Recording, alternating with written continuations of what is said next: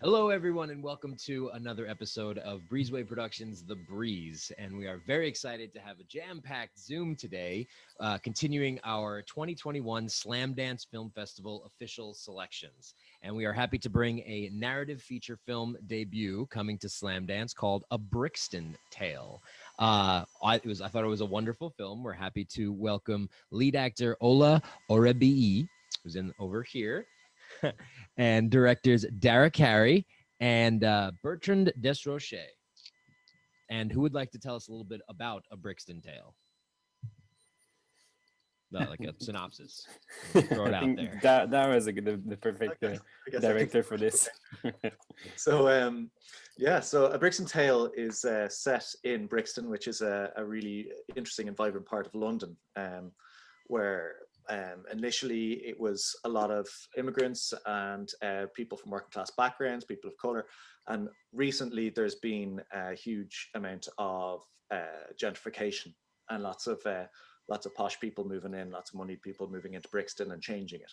So this story is about a posh girl called Leah who's obsessed with street culture. She loves street culture and she loves to capture it on camera, and she sees a handsome and intriguing young man from the local estate, the council estate. So like the projects in Brixton. It's based on a real place called the Barrier Block. That is that is the wonderful Benji. Yep, careful with the pointing because we're all in different places. We're all in different. Yeah. So she sees Benji and she's enchanted by him. She wants to learn more about his life, and she ends up inserting herself into his life on the estate, and that leads to a bunch of issues. Oh, right on. I thought that it was great. It was very gritty and very exciting to watch how the story unfolded. Ola, tell us a little bit about how you got involved in the project and linked up with these gentlemen. I graduated from drama school probably like 6-7 months before the film, and or before we started shooting the film, and I think I just started working with my agents. I got a call from my agents about this audition. I read the sides. I was like, yeah, of course. Like, imagine doing this for a first. I grew up like 15-20 minutes away from Brixton. Imagine doing something to do with Brixton for your first sort of film. I was like, yeah, why not? I want to really go for this, and I did. And I think I went for the audition with the casting director Lucy, and I didn't hear anything for a little while. But the scene that we did for the audition I loved it, right? And it was deep, man. It was deep. Like, it's close to the end of the film. It was the scene between myself and Craige that plays Archie. And I just waited and waited. Then I finally got a call back, and then I went for the call back. And then I think the second callback was the next day, I think. Then I went again, and then I got told, you've got the role. I was so happy, man. I was just happy to be working, and I was happy to be doing something to do with Brixton. It was amazing. It was amazing. Epic. I love hearing the stories of the process of how people end up getting into the roles that they're playing on movies. That's great. Perseverance showcased itself, and there you go. Now you have A Brixton Tale in the books. Okay, so co-direction. So how was it like to co-direct a project when you have two people that are working on directing, the way that the boat's going to go down the river, so to say, with you two guys? Well, I think for us it was quite straightforward, because we went to London Film School together with Darragh, and we were doing writing over there. So even in London Film School, we're kind of helping each other out with each other's feature film. And I think I admired lots of Darragh's qualities as a writer, and I always thought he was really brilliant. So then we started working on short films together. We've done like few short films together, and the dynamic was fun. I think we had different interests or different strengths, different weaknesses, so we could probably play out to each other's strengths and weaknesses, hopefully, and not just the weaknesses of each other. And so then we embarked on that journey, and lots of it was mainly spending time in writing, rewriting, and with the writer Rupert, and there was a whole process in the creation of the movie. But lots of it was just about having discussion together and making sure we're on the same page. Am I right, or am I just the only one thinking that way? Okay, so Alex, it was a nightmare. No, it was. I think a huge thing that helped was we had references for everything that we wanted to do. You know, so we had tonal references, we had cinematography references, sound, score. So it made it much easier for us to be on the same page when we had so many references to share with each other, just as to clarify what was in our heads. I'd be like, okay, this is what I'm imagining. Like, do you get it? Do you see what I mean? And Bert would do likewise, and then we'd be like, okay, cool, so that's a reference. So I think that made it a lot easier. Yeah, I mean, references for sure. I mean, filmmaking is visual language, so you can't speak words sometimes, and just the words, and you're like, okay, well, this color is blue, and like, which blue are you talking about? And when you show the specific blue, you're like, oh yeah, this is the one you're talking about. Okay, cool. Yeah.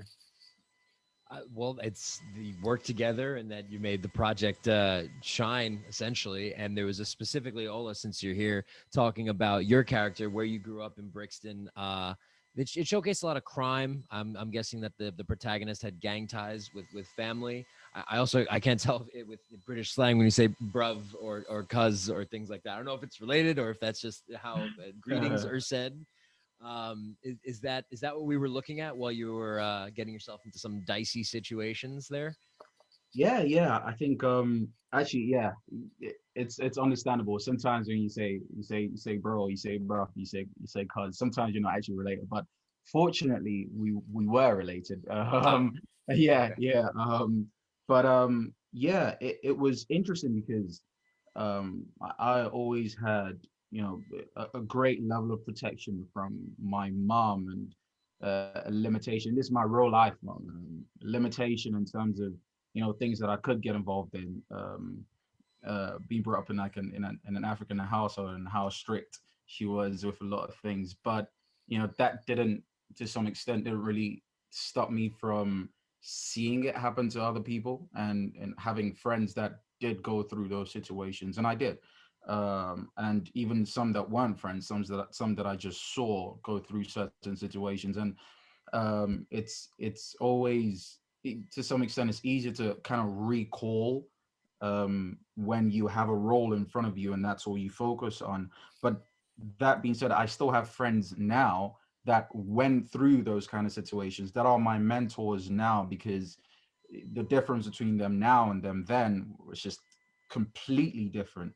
But they have stories to tell, you know, and so I kind of took a little dive into their stories to help with playing Benji. Nice. That's good. A deep dive so you can help build your character. Yeah. My next question about the characters: how did you cultivate your relationship with the leading actress that was in the film? Yeah. It really builds from from 1, 2, 3, 4, 5, and it gets very serious. Also thought she was fantastic. Do you want to talk Yeah. about directing her and how you worked with her? Yeah, I mean, when at the audition, I think it was the second audition, we had the chemistry read together, and we had a chemistry read, but then we also had to sort of like just improvise, just see how well you guys work together, and we just went for it. I think at this point I'd lost the nerves of the first audition. I kind of lost the nerves of, okay, this is not the first time I've stepped into this room during the second audition. So I was just like, you know what, just why not? Just have fun, man. And yeah, it was easy to work at that stage. It was really easy to work with her, and even throughout the filming process, it was easy to work with her. It was easy to work with people, man. Everybody just wanted to make this project work, you know. So There was something about directing the actors I always found was amazing. I've been thinking and talking about it ever since, but I felt like there were 4 different kind of actors that we were working with, and Ola was one kind, and Lily was another, and Craige was another, and like Tilda, voyons, voyons, so, sorry, I have a blank. I'm nervous anyway. But no, it No, was no, you're like good, you're good. it was just like 3 different languages speaking. Like with Ola, we had to come in and like give him certain ways of directions. Like for example, Ola's character is having such a huge a change from the beginning of the movie until the end. And since we didn't shoot in sequential, like sometimes like he was one way at the beginning of the movie and another way at the end of the movie. So whenever I went, like me and Darragh went to speak with Ola, we had to remind him like, okay, remember now we're like the beginning of the movie, you haven't gone through all this shit. So like just like you're cool and don't be too like don't feel like the weight of the situation. So like, okay, cool. So like with Ola directing, Ola was really about giving him context about where we were in the story and where we were in the progression of his character, whereas Lily was more like method acting. So it was more about the emotions of the scene. So we would come in and let her know what was happening, and so she could really get the right emotions from the scenes. But I remember sometimes like giving one language of directions to Ola, and he was like, I don't really understand that, and the other way saying in the other language to Lily. I was like, oh wow, it's crazy. It's like really two different approach, two different languages, and you have to kind of adapt. And yeah, it was really, really interesting. And that's where the co-direction really comes into play, when you can get a second opinion or somebody coming in to make another change that you might see. And that's how it morphed into the production that we saw in the final cut. One of my last questions I wanted to ask was about the area of Brixton. You see two different people from two different classes, and that the lifestyles that they live when they're not together. So when you see when they're together, so it's like upper class meets lower class. Is that noticeable in Brixton, the real life area in England? Is that like a subject or a topic that is people are aware of the class systems that are seriously not equal, essentially? Yeah, I mean, like London in particular, but the UK as a whole is a huge class system. They're class obsessed. So, at no point during your day are you not aware of where you are in the pecking order and where someone else is in the pecking order. Like it's an obsession in the UK.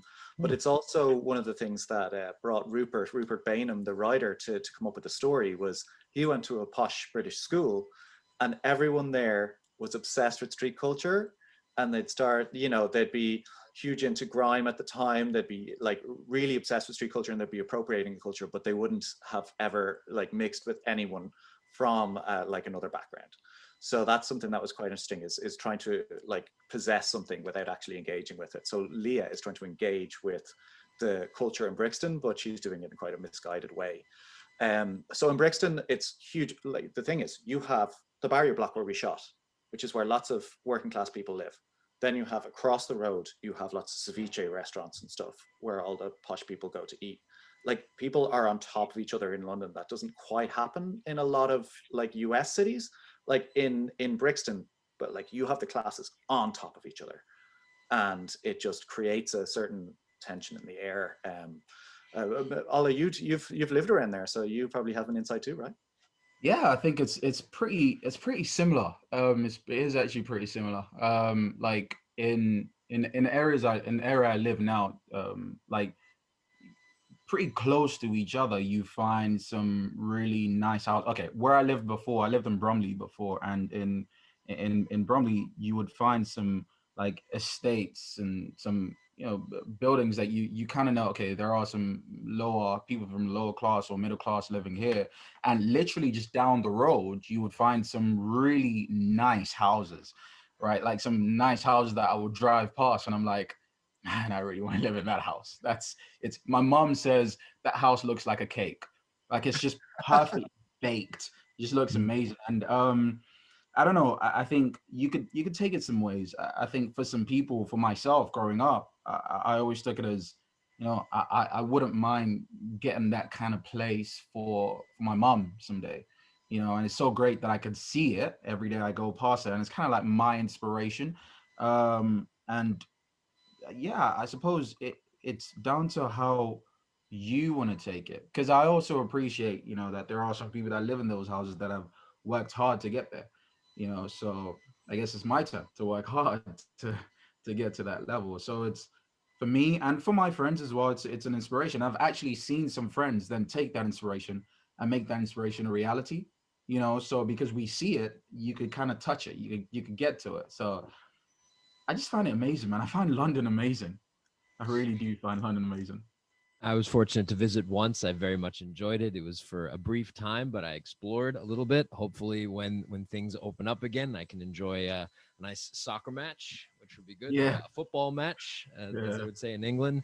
It would be nice to see, I don't know, Tottenham Spurs versus Chelsea or Man U. The clubs that I like watching. Okay, Not a Tottenham so match. Please, what's not a that? Tottenham match. Arsenal match, yes, not a Tottenham match. Please, no. Oh, okay. I mean, as long as it's exciting, then I'll look forward to checking it out once that opens up. But okay. In closing, Slamdance Film Festival. It's going to be starting mid-February, and it's going to be $10 pass for all of the films that you can see. Hundreds of films, shorts, narrative features, documentaries, animations, all of the above.